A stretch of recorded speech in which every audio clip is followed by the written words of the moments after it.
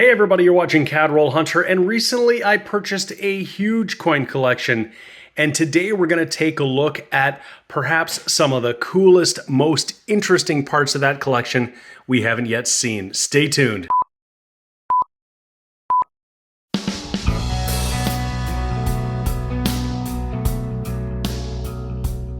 Hey everybody, this is James and you're watching my channel Cadroll Hunter. Back at the end of March, Tristan reached out to me and told me he was looking for a good home for his dad's coin collection.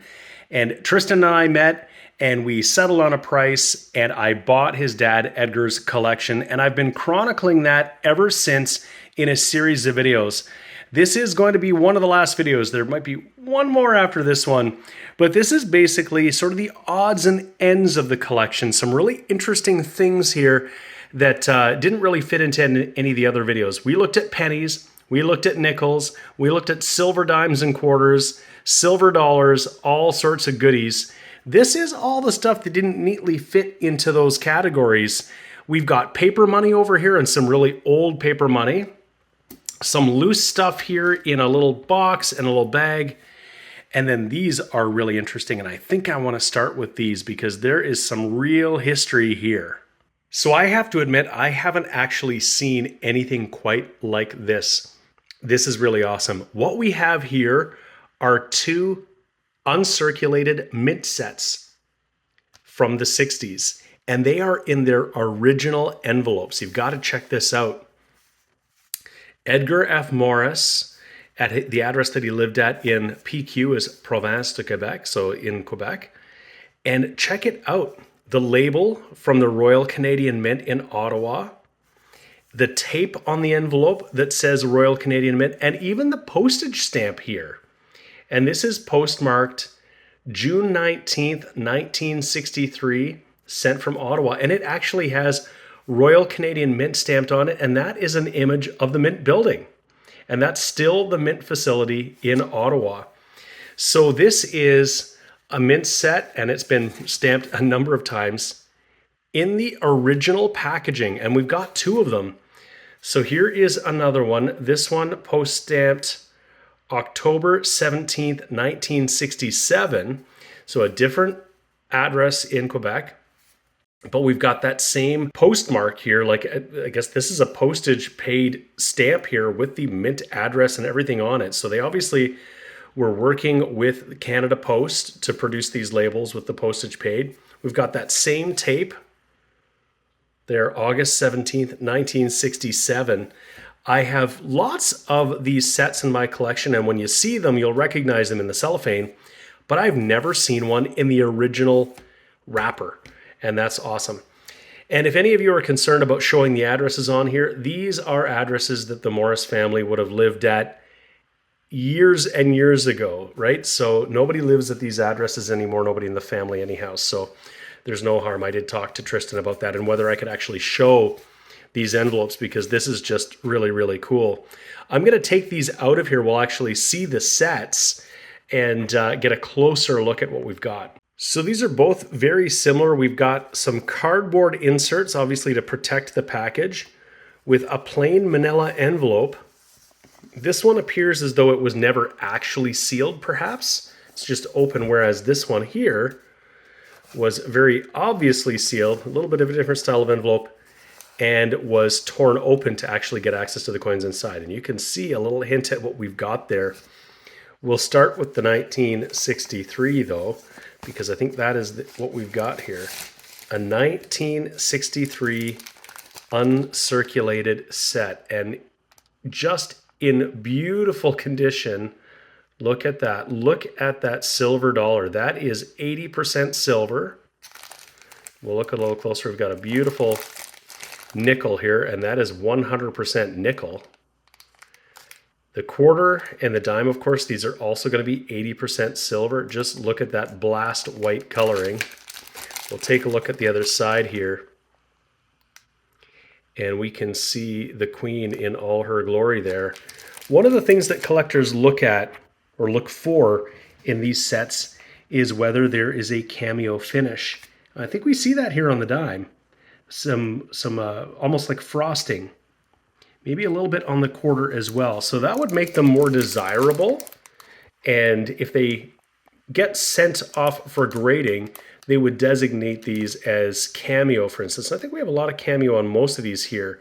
It's just a really desirable finish on there. The mint wasn't making proof sets, not real proofs. So the way that cameo finish came off is that the first coins that were minted with that die would create that kind of sort of frosted finish.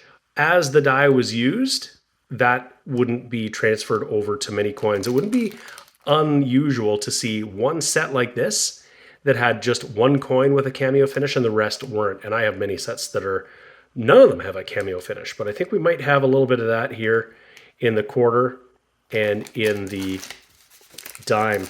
So that's the laureate portrait. You can even see the frosted finish here on that 50-cent piece. It's actually just beautiful. What a beautiful set. So just like they were when they rolled off the mint. So let's have a look at this guy right here. This is going to be the Centennial of Confederation. I love these designs, but in this case, we actually have this card from the mint. Your uncirculated coins have been carefully selected and are the best available at the time of shipment. The sealed plastic package is designed to prevent or delay tarnishing or discoloration. However, tarnishing may occur despite every precaution. The mint cannot undertake to exchange coins or make refunds. So that's just an acknowledgement that there may be air trapped in there, or they might not be perfectly sealed, or perhaps even a little tear or a rip will cause some discoloration. And I have some in my collection where they're still sealed and yet there is discoloration. But these ones also look like they just rolled off the mint's line. These look just absolutely stunning. And these are, of course, that different design here. We've got the wolf here on the 50-cent piece. That's 80% silver. We've got the Canada Goose on the dollar coin, also 80% silver. And then we have the 10-cent piece and the quarter. Those, now, this is a transition year. Partway through the year, these would have been transitioned from 80% silver to 50% silver, just the dime and the quarter. I suspect, and I'd be interested to hear from you guys if you know this to be true, I would suspect that some of these mint sets would have been some of the first coins produced and are more likely to be 80% than they are to be 50%. Let me know in the comments if you know anything about that, if that is likely to be the case. I'm making a bit of an assumption there, but I'd love to hear from you if you have any knowledge of that. But generally speaking, once they're in circulation, dealers are not trying to discern whether they're 50% or 80%. They actually sell them as though they're all at 65% silver. So they just split the middle, split the difference, and sell them and buy them as though that was the case. And there is that rabbit nickel. That is a favorite of lots of people. What a great design. Of course, we have the lynx or bobcat on the quarter and the mackerel on the dime. So those are awesome, and I'm going to keep them in this packaging because the packaging, I think, is just about as interesting and historic as the coins themselves. I probably have sets of both of these already, but not in the original packaging, and this just adds another element of the history to them here. Really, really cool. Now, something I've mentioned a few times when I've been going through Edgar's collection is that as a collector, he wasn't buying coins from coin shops. He wasn't buying high-end uncirculated coins. He was kind of a collector where he would look at his pocket change, and if anything was interesting, he would put that in the jar. And that was mostly how he collected. So these are a little bit different in the collection. And when I talked to Tristan about it, he really suspected that these were actually purchased by Edgar's father. And that may very well be who these were addressed to, because both of them were Edgar F. Morris. So Edgar's father, Tristan's grandfather, was also Edgar F. Morris. So it's impossible to know for sure, but just the timeline, Edgar's age at the time, he would have been a young man. This was probably ordered by his dad and given to him and became part of his collection. And that would explain why this is a little bit different, because Tristan really didn't believe that his dad would be interested terribly in ordering and buying coins from the mint in the way that these were. And this might have been something that was done as a gift by his dad, or maybe his dad was interested in them, bought them, and then they were passed down to Edgar.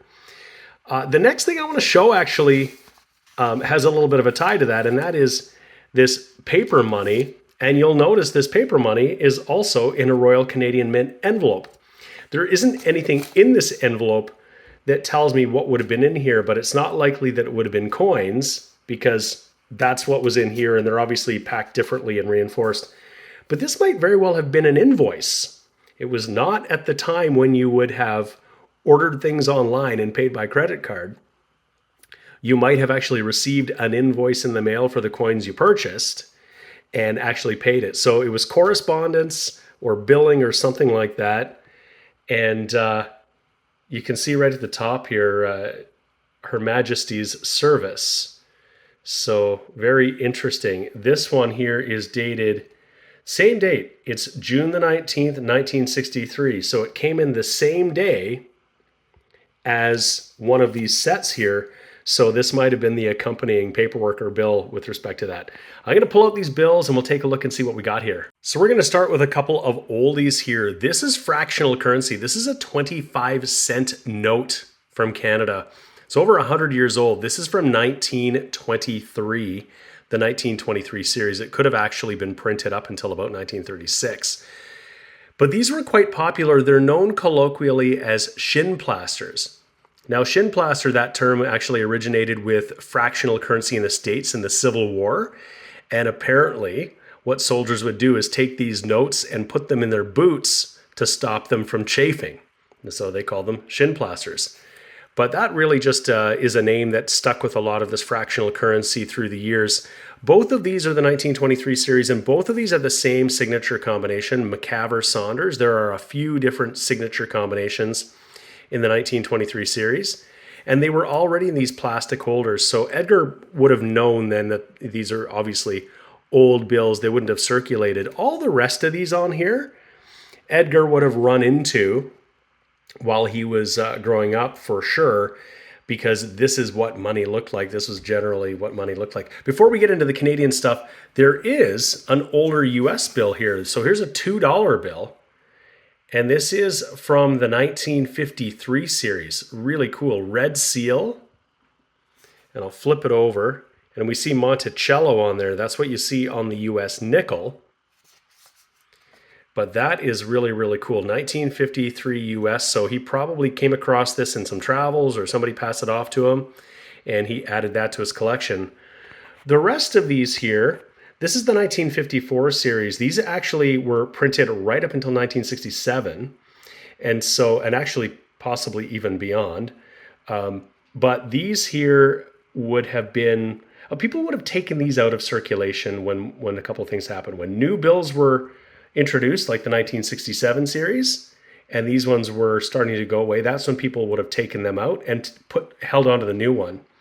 So we won't really know what Edgar did, but he probably set some of these aside as they became scarce. I would think that's what more casual currency collectors would do. This is a B.D. Razminsky. This is the modified series. There's another version of this bill, the earlier version, where the Queen's portrait looked like it had the face of the devil. So it's called the Devil's Face bills. It was really just a faithful reproduction of the lines of the Queen's hair from an actual portrait. Right, so it wasn't anything nefarious. Some people thought that it was, and so the bill was redesigned or modified, and then it was called the 1954 modified series. We also have a very similar bill here from 1967. These ones, the first three here, are pretty much uncirculated. They're a little ruffled, I think, from just maybe humidity, but they don't actually have any folds. So it's possible that Edgar has held on to these since 1967 when he added them to his collection.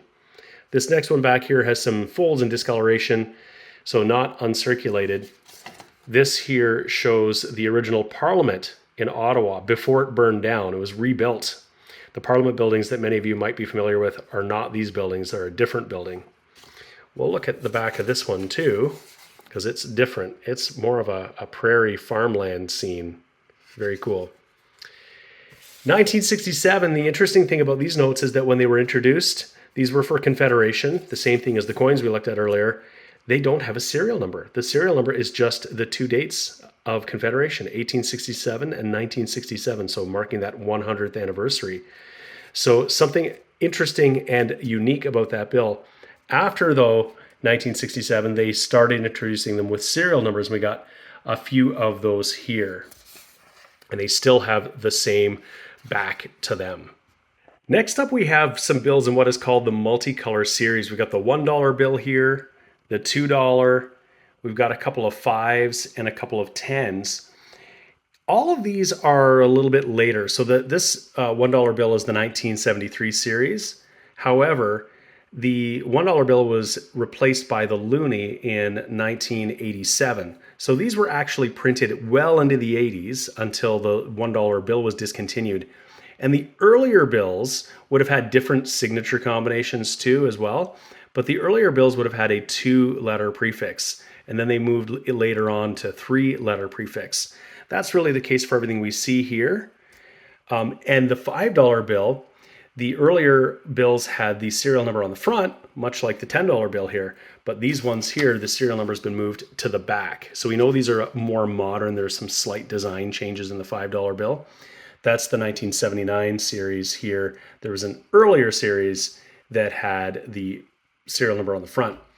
All of that tells me that these were probably pulled out by Edgar closer to the end of the time these were circulating, as they were being replaced by either the loonie in the case of the $1 bill or the next series of paper money when these others were likely pulled out.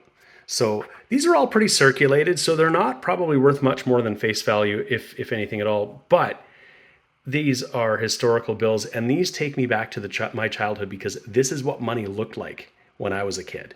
If I got $2 or $1 to go to the store and get candy, that's what it looked like right there. So this always makes me remember being a kid. You know, this is what I might have seen in my birthday card from my grandma, is a $10 bill that looked like that. Maybe a 20 if I was lucky, or good. Now there's one more bill that was in here, and it doesn't even look like it's going to be money, but it's definitely seen better days. I'm going to unfold it here, and it is an old German banknote, 100,000 marks. So that's what inflation looks like right there. This bill is in pretty terrible shape. I'm going to try to take a closer look and see if I can see the date on it and identify when this was issued.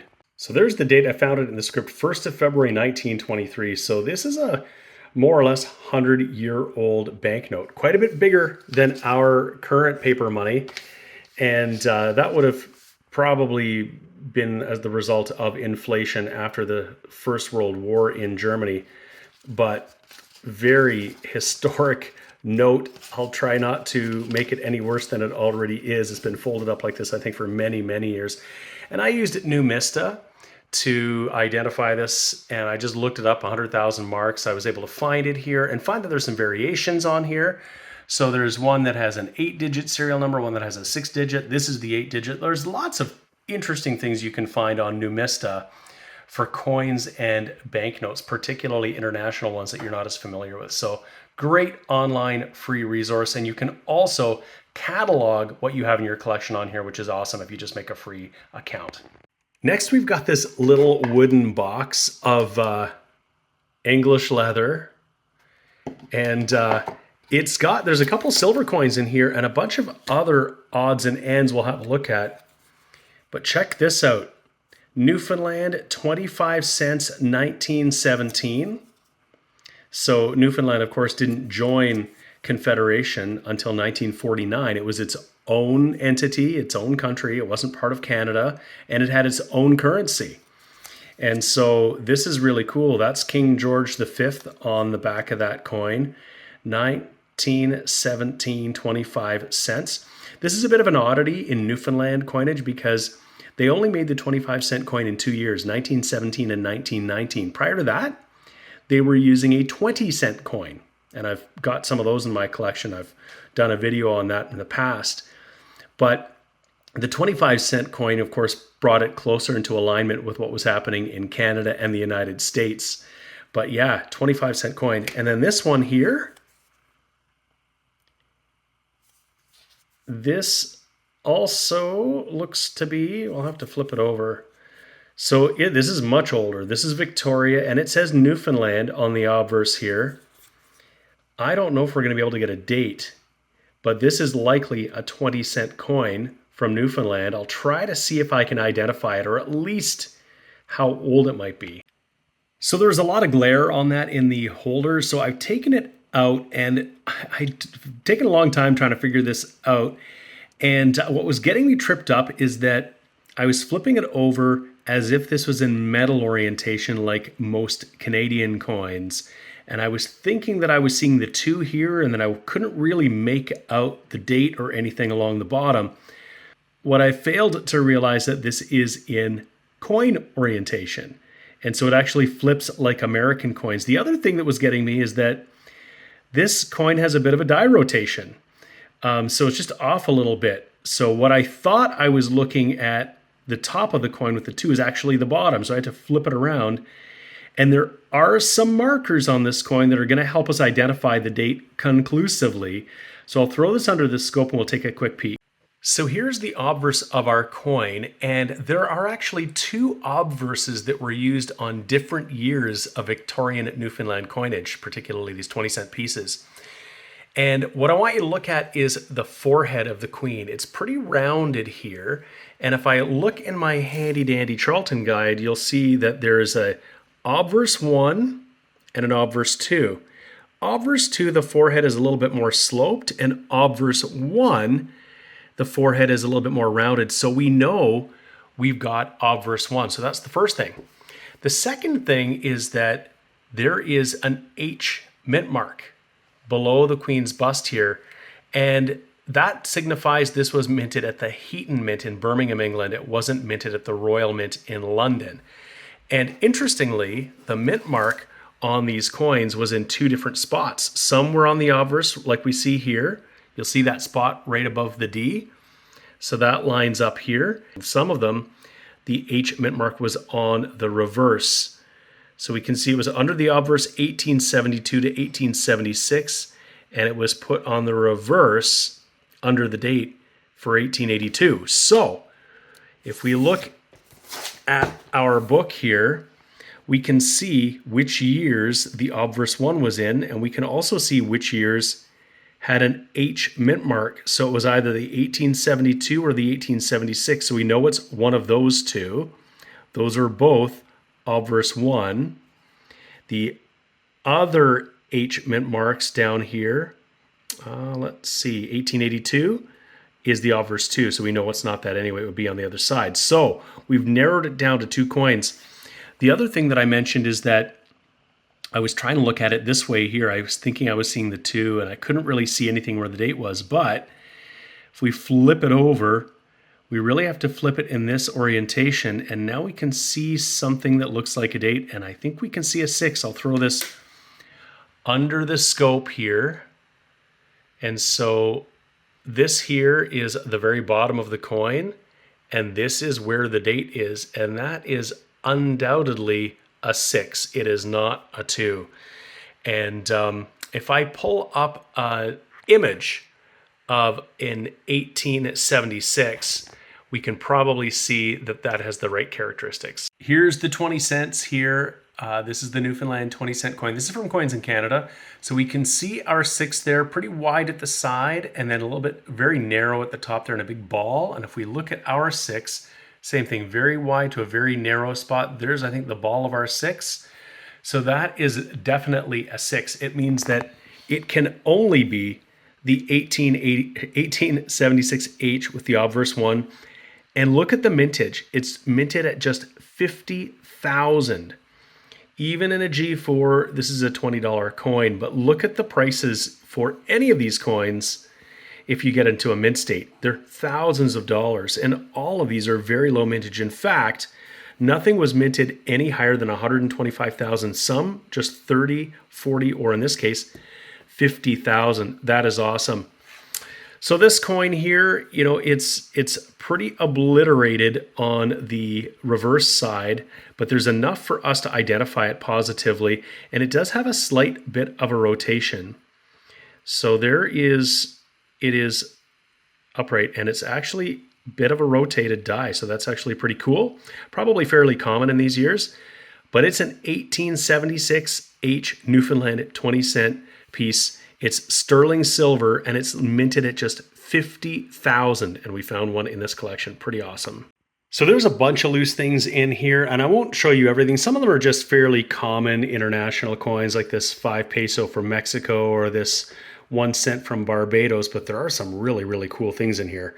And maybe we'll start down here in the bottom corner. We've got a Bank of Upper Canada from 1852, 1 penny token, a bank token. Pretty circulated. It's been old. Somebody might have worn this as jewelry, but that's from 1852. That is pretty significantly old. Really cool.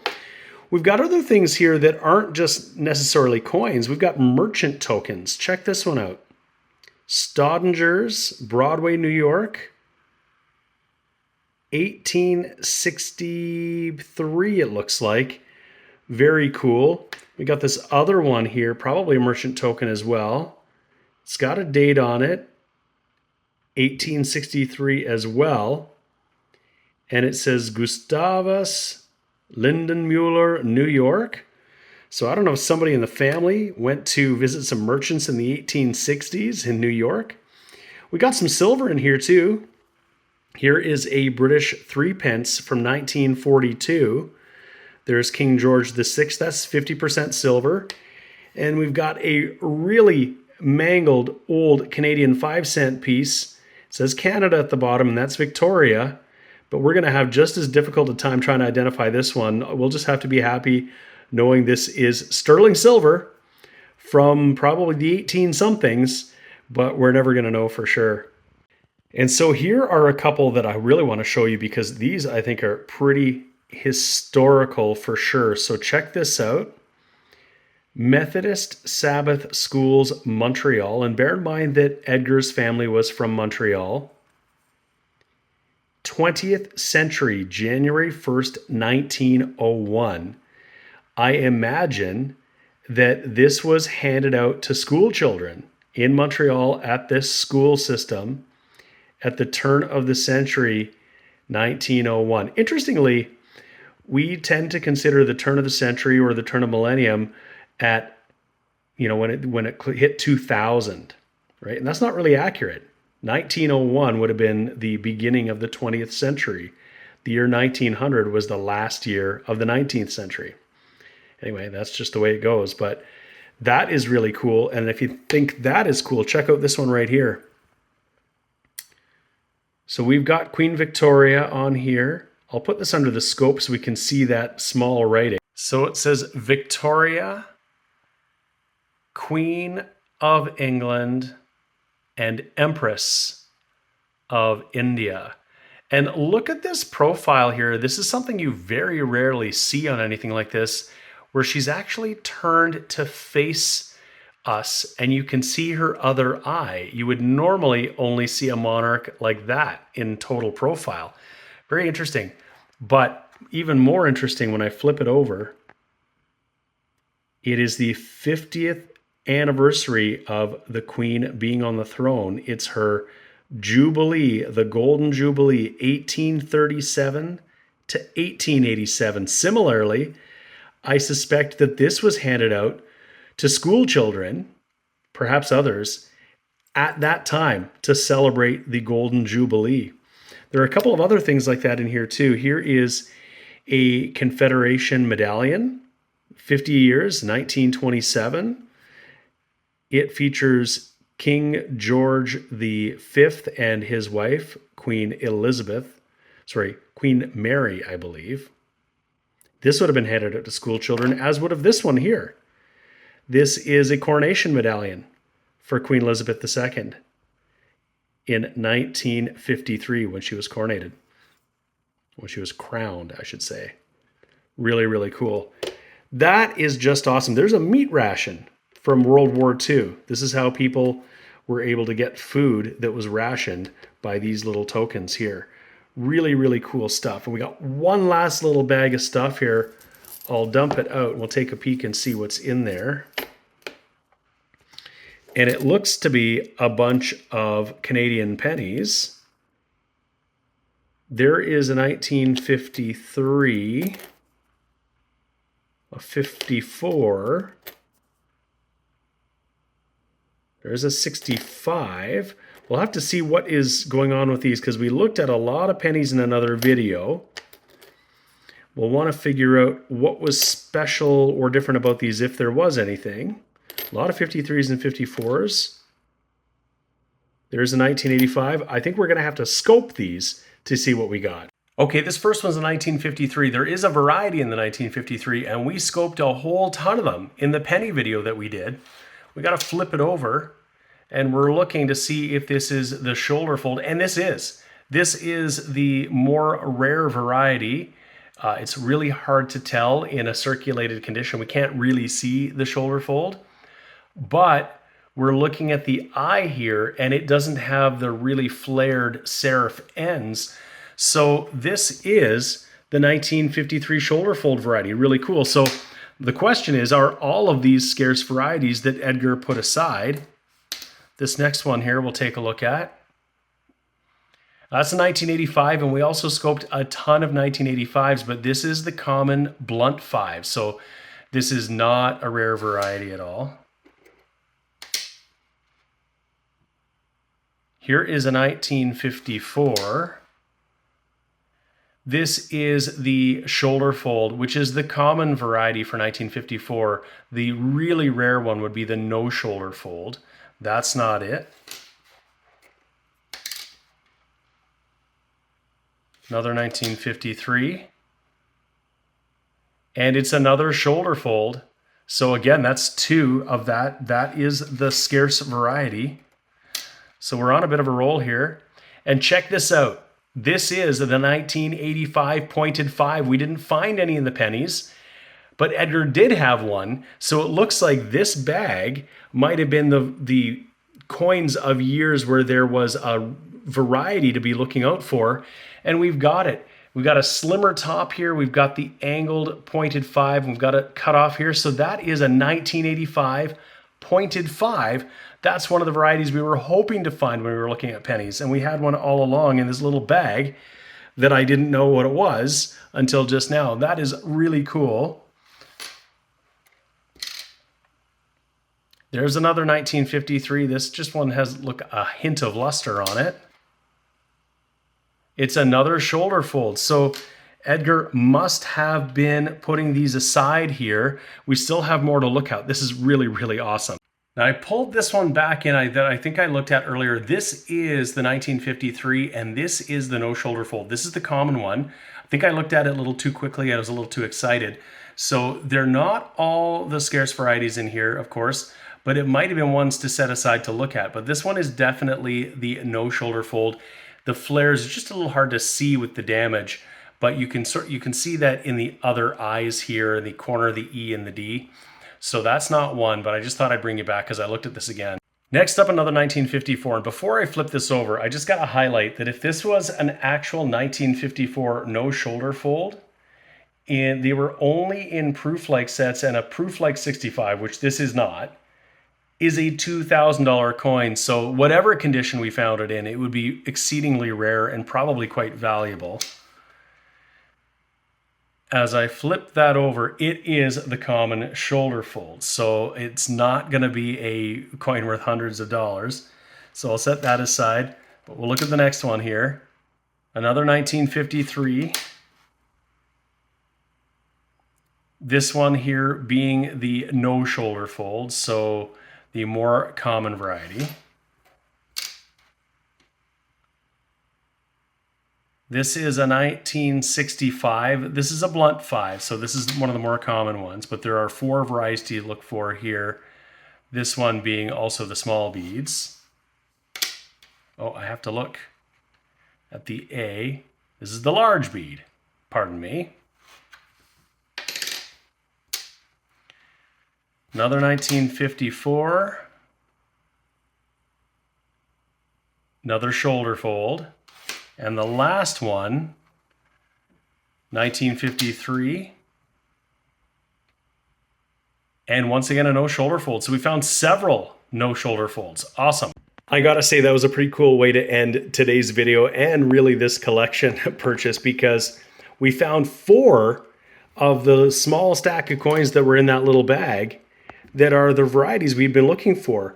That 1985 pointed 5, really cool.